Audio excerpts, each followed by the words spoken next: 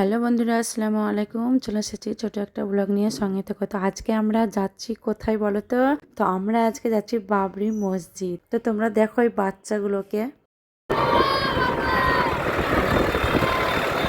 তো শুনতেই পেলে বাচ্চাগুলো কি বলতে বলতে যাচ্ছে। তো ওরা সব ইট নিয়ে আসছিল, তো আমার খুব ভালো লাগছিল। আর আমরা পৌঁছে গেছি বাবরি মসজিদ লোকেশনে।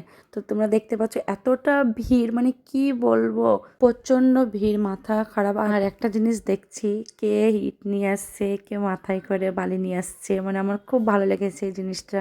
আমরা এখানে 3 জন এসেছি, আমি, দিদি আর ছিল আমার বর, আমার ছেলে। দিদি বলতে আমার ননদ এসেছে। আমার সত্যি খুব ভালো লেগেছে জায়গাটায় এসে। দেখা যাক এই দিনটা আবার কবে আসবে, আবার আসবো আমি এখানটায়। তোমরা দেখো কে কে এসেছো এই জায়গাটা, অবশ্যই কমেন্ট করে জানিও। আর এখানটায় সব দান করছে, দান বাক্সে প্রথমে দিল দিদি।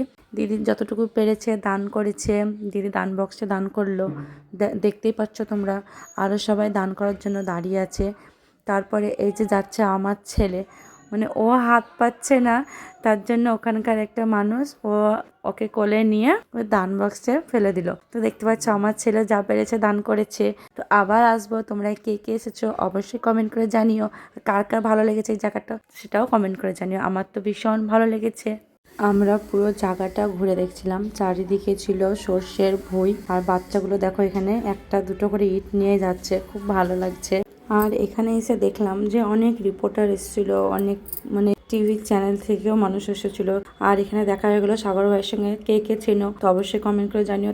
তো আমার ভিডিওটা কেমন লাগলো অবশ্যই কমেন্ট করে জানিও। টাটা বাই, ভালো থেকো, সুস্থ থেকো।